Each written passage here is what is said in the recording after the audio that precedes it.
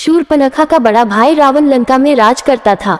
वह अपने बल प्रताप के लिए तीनों लोकों में विख्यात था। देवता उसके नाम से ही थर थर कांपते थे। कुबेर से उसने पुष्पक विमान छीन लिया था। खरदूषण के मारे जाने पर शूर्पणखा समुद्र पार कर रोती चिल्लाती रावण के पास पहुंची और बोली, भाई तेरे पौरुष को धिक्कार है।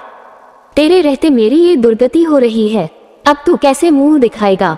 इतना कहकर शूर्पणखा पछाड़ खाकर गिर पड़ी।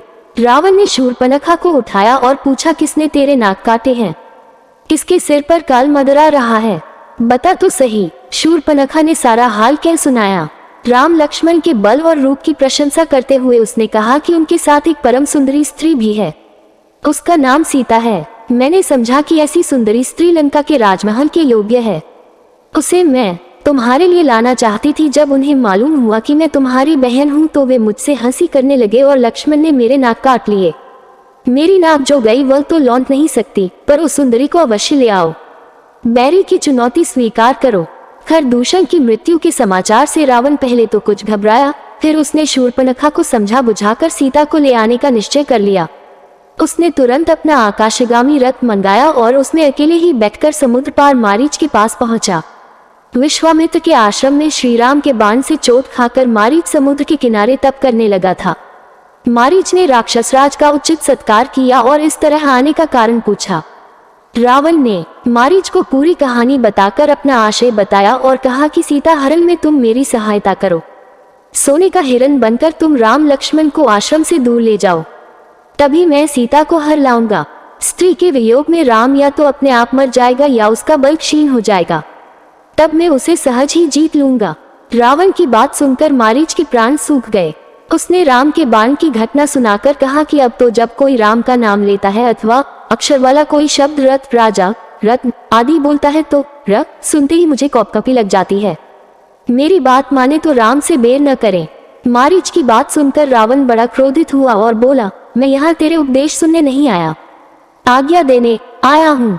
हो सकता है कि राम के बाण से तू बच जाए, लेकिन यदि मेरी बात नहीं मानी तो मैं तुझे अभी मार डालूंगा। मारीच को विवश होकर रावण की बात माननी पड़ी। रथ में बैठकर दोनों पंचवटी पहुंचे और मारीच सोने का हिरण बनकर राम की कुटी के आसपास घूमने लगा। रावण पेड़ों के झुरमुट में छिप गया। सोने के विचित्र हिरण को देखकर सीता उस पर मुग्ध हो गई। उन्होंने राम से उसको पकड़ने का आग्रह किया। राम को कुछ संदेह तो हुआ, परंतु सीता के कहने पर वे उसके पीछे चल पड़े। लुकता छिपता मारीच राम को बहुत दूर ले गया। उसे पकड़ने का राम ने बहुत प्रयत्न किया, परंतु वह पकड़ में न आया। तब राम ने एक कठोर बाण उस पर छोड़ दिया। बाण लगते ही मारीच गिर पड़ा और अपने असली रूप में आ गया। राम की बोली में वह जोर से चिल्लाया, था सीता, हा लक्ष्मण। राम की पुकार सुनते ही सीता लक्ष्मण से बोली, भाई संकट में है, जल्दी जाओ। लक्ष्मण ने कहा, माता आप चिंता न करें, आर्य राम का कोई कुछ बिगाड़ नहीं सकता। जो आवाज सुन पड़ी है वह बनावटी मालूम पड़ती है। खरदूषण के मारे जाने पर राक्षस बदला लेने पर उतारू है, वे हर तरह का छल कर सकते हैं। जब लक्ष्मण किसी तरह उन्हें अकेला छोड़ने को तैयार न हुई तो सीता अनेक प्रकार के दुर्वचन कहने लगी। वे बोली, तुम भी भरत के गुप्तचर मालूम पड़ते हो सकता है मेरे ऊपर भी तुम्हारी कृदृष्टि हो। अगर आर्यपत्र को कुछ हो गया तो मैं गोदावरी नदी में डूब मरूंगी। होनी प्रबल होती है। इन कठोर वचनों से आहत होकर लक्ष्मण राम की खोज में चल पड़े। रावण ऐसे ही अवसर की तलाश में छिपा बैठा था। सन्यासी का भेष बनाकर वह सीताजी की कुटी पर वेद मंत्र बोलते हुए आ गया। सीताजी ने उचित अतिथि सत्कार किया। तब रावण ने अपना नाम बताया और लंका चलने के लिए सीताजी से कहा। सीताजी ने उसे डांटा और राम का डर दिखाया। रावण ने समय खोना उचित न समझा। उसने झपटकर सीताजी को उठा लिया और आकाशयान में बैठा कर लंका की ओर चल दिया। सीताजी हा राम, हा लक्ष्मण चिल्लाती हुई रोती जाती थीं। प्रत्येक वृक्ष, पहाड़, पशु, पक्षी से वे निवेदन करती कि वे राम को बता दे कि लंका का राजा रावण तुम्हारी प्यारी रानी को पकड़ ले गया है। गिद्धराज जटायु ने सीताजी का रोना सुना तो उसने अपने कोट से निकलकर रावण को ललकारा और पूरी ताकत से वह रावण पर टूट पड़ा। उसने रावण का कवच काट डाला और उसे घायल कर दिया।